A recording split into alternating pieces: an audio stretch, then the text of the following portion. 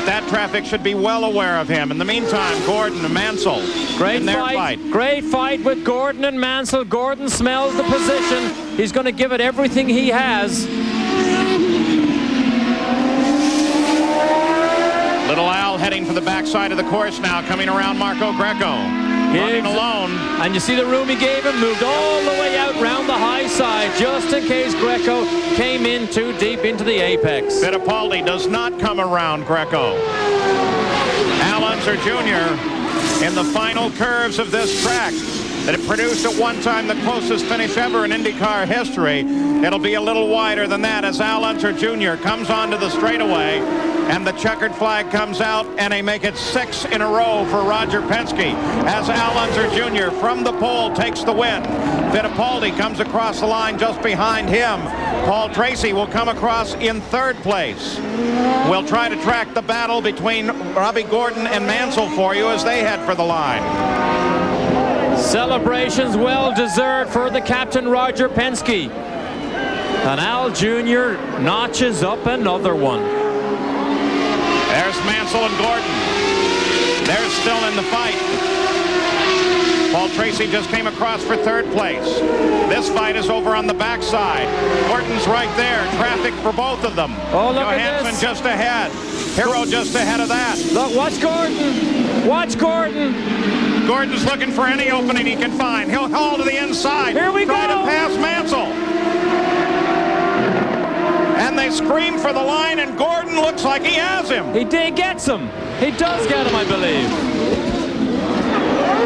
So as they come to the line, a last lap battle resolves itself in favor of Robbie Gordon, and he takes 4th place away from Nigel Mansell in the last couple hundred yards. And he and Mansell give one another thumbs up and thank each other for a terrific fight.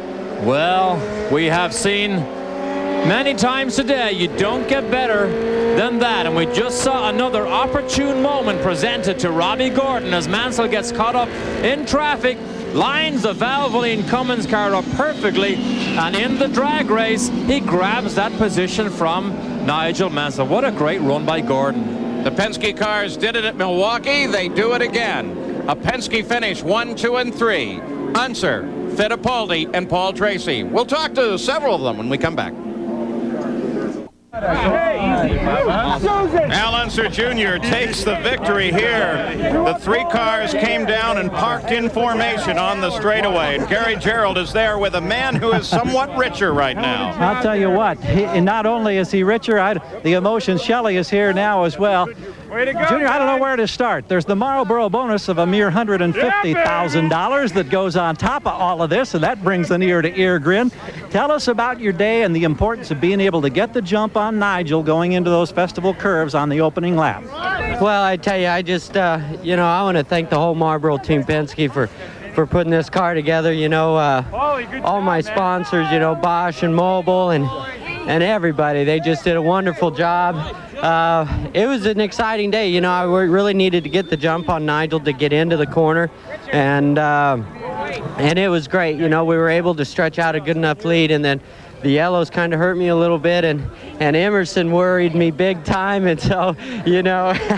Here's Emerson, and the congratulations continue. Hey, bud, thanks. And Paul Tracy on the other side. Now tell us about the traffic scenario there late in the race when Emerson is just a second behind. Yeah, well, I tell you, it was really worrying me a little bit. The traffic, I was starting to take some moves that I usually wouldn't do because Emerson was right on me, and I kind of figured that was a lot of the reason why he got by Nigel, but I didn't know for sure. You know, I'm sure they got caught in traffic or so on, and that's what happened there. But it was great, you know, and I just want to say hi to Cody and Shannon at home. Right here, big guy. We did good. Indeed, Dad did. And here's Emerson Fittipaldi. Now, Emerson, I think this is, the 4th time this year that you've ended up running second. You're piling up the points, and I know you're happy, but you'd much rather be number 1. Well, I'm very happy. I think I know it was another great race. I was slow on the start, and the last segment of the race I ran very strong, and I was catching Unser, and then Junior was quick in traffic through Mario, and I lost some ground, but he did a fantastic job, and Paul did a very good job. I mean, 1, 2, 3.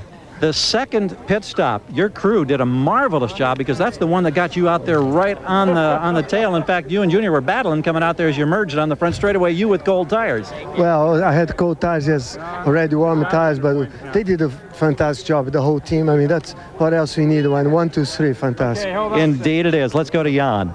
Standing by. Robbie Gordon, that was a fantastic finish. Did you think you were out of it after that long pit stop? Well, I didn't think we were out of it. I knew we would be good for 5th or 6th position, but I didn't think we'd be able to climb all the way back up to where Mansell was. And I tell you, that was one of the most fun times I've ever had racing. You know, that whole last lap, I'd go inside, he'd go outside, and we were just splitting traffic, and it was a good time. How does that make you feel, though? World champion Nigel Mansell, you're out there duking it out, and you beat him at the line. Well, you know, we've been working hard all year, and, you know, the Valvoline team's just been doing a great job. I think this moves us into 3rd place in points, and we're happy. Congratulations. Thank you. He's absolutely right. Moves into 3rd place in the points. Let's take a look at the margin of victory there. Look at that. There is the line, the white line. That's the margin for 3rd place. 3rd to 4th. 4th to 5th. 4th to 5th. Well, Robbie Gordon had a great final lap, but Balancer Jr. had the best. Let's go back to Gary. Well, here's the 3rd member of the winning Penske trio, and we saw them in formation in Milwaukee. Now we see them on the front straightaway together here in Portland. And Paul, this has got to be a marvelous feeling, the role that this team is on. And I know after what happened in Detroit with the bumping incident that we talked about at the start of the show, all of that now goes totally behind you, and everybody's smiling again, and everybody's happy. Well, it really is. It was a great finish for the Marlboro crew, and 1, 2, 3, Emerson and Al had a good race. I couldn't keep pace with the pace that they were going, and I came out the last stop behind Mansell, and I knew that he was going to have to pit if I kept pressure on him, and so I had to try to catch him. He was 12 seconds in front, so I caught him. Took me a long time, and then I was trying to chase him, so he had to come in for fuel. So it was a good race. I'm happy to be 3rd with my crew, with the Marlboro team, and looking forward to Cleveland, looking for that $1 million. Oh yeah, you talk about bonuses. Junior got 150. Paul's going for $1 million at Cleveland if he wins the pole and wins the race. We wish you well. We'll see you in a couple of weeks there. They want you on the podium. Okay, we'll see you in Cleveland. All right, Paul. All right, we still got plenty of time to talk to other competitors here of the day, and more to do as we take a look at the Columbia River, just a few hundred yards from the course. Today's coverage of the IndyCars on ESPN has been brought to you by Haviland 3 Motor Oil. Add more life to your car. By American Honda, who has been making quality cars in America for the past 11 years.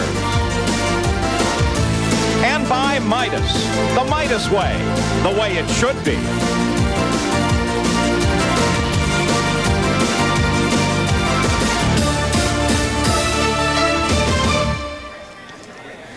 Well, we couldn't have given you some of the great coverage and the aerial shots that you saw if it weren't for the blockbuster video blimp piloted today by Terry Dillard of Lake Monroe, Florida, especially the resolution of that battle between Robbie Gordon and Nigel Mansell at the end.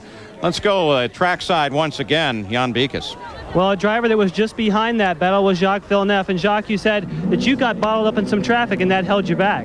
Yeah, I was running the first part of the race behind Robbie Gordon, and toward the end of just before the pit stop, I was actually catching him a little bit, but then I got stuck behind Fernandez, and he was quite fast down the straight, and I couldn't overtake him. And most of the race, I was stuck behind him and fighting to try to get by him so I could catch up with the leaders, but there was nothing to do. All right, thank you, Jacques. Let's check in with Gary. Alessandro Zampedre had to start way back in this field in Dale Coyne's number 19, the MyJack car, and they just kept working their way through, and the smile tells you the success story. A 7th place finish. Congratulations. How tough was your day today? It was very tough because we started on 21st after we had some problems on Saturday in qualifying, and we were on 9th on Friday, but the car was great. The team did a great job. The guys in the pit stop, they were absolutely fantastic. We make so many positions. I drive safely. The car was okay, and that's it. I have to slow him down from the middle of the race because of the fuel. I think he likes it, Paul. And I'll tell you, Dale Coyne's crew, the MyJack team, really deserved that run. Al Unser Jr.'s car almost ignored now, but Richard Buck and Jerry Breon there on the back wing as they push the car back for its final inspection after a pretty good run for Little Al. And you would think it's a logistical nightmare to run 3 front-running cars, but Chuck Sprague, the team manager, told me they learned a lot in 1990, the last time they ran 3 cars, and it is nowhere near as bad this year as it was back then. Adrian Fernandez finished in 10th place, and he's with Jan Beekes. Now, Adrian, you had a battle there, not for position, but with Jacques Villeneuve. That was quite a battle, even though not for position.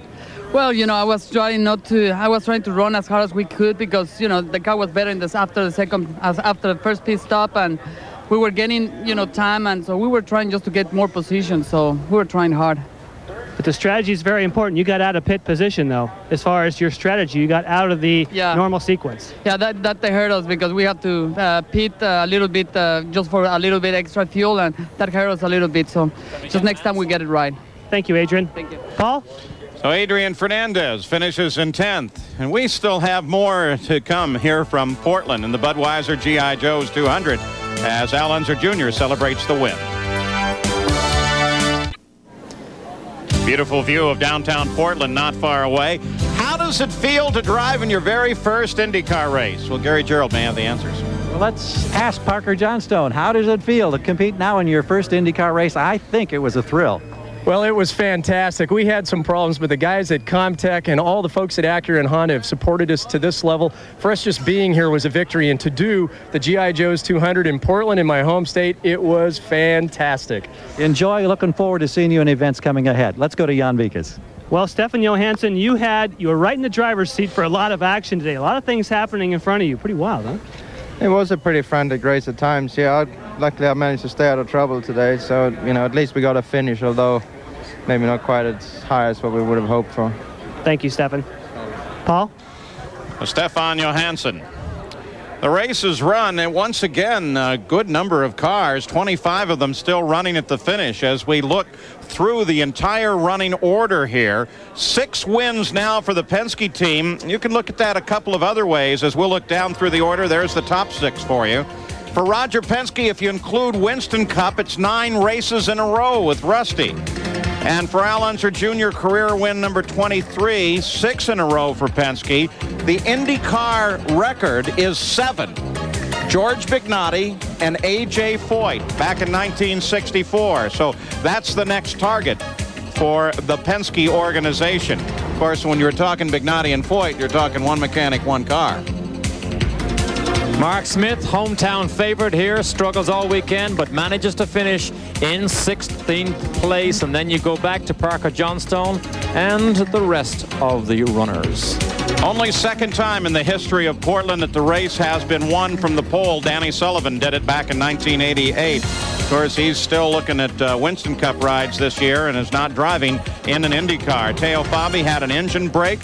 He was the last one to actually fall out of the race itself. So another successful day, not only for the drivers, but for the engineers and crews as they kept their cars in the fight. And Al Unser Jr. takes a leap ahead in the points. Fittipaldi had closed on him, but now with this win, once again, Little Al takes a jump ahead, but Fittipaldi is still in contact. Here is the 1995 IndyCar schedule as we go to Miami, not Tamiami Park where the IndyCars raced before, but down on Biscayne Boulevard, and then off to Surfers Paradise, and then Phoenix, Long Beach. Nazareth will move into April from its normal position in late September. Then Indianapolis on its traditional date, Milwaukee, Detroit, Portland. We'll look at the rest of the IndyCar schedule. Elkhart Lake, 4 races in July, Toronto, Cleveland, Brooklyn, and then Lexington, Ohio, Mid-Ohio Sports Car Course, and Loudon, New Hampshire, Vancouver, and then we'll end the season fairly early on September 10th next year.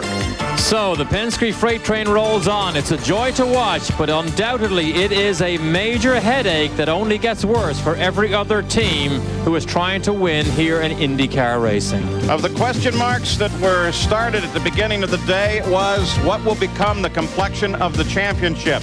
Well, Al Unser Jr. has once again reasserted his presence after almost losing the championship, or at least letting Fittipaldi close. Now, there's no question, it's a battle within the Penske team, and we'll see whether or not Penske can set records throughout the remainder of the year. But still, despite the fact it's one team, tremendous competitors within that organization. Unser Jr., the winner today, Fittipaldi and Paul Tracy. I'm Paul Page for Derek Daly, Jan Beekes, and Gary Cherry.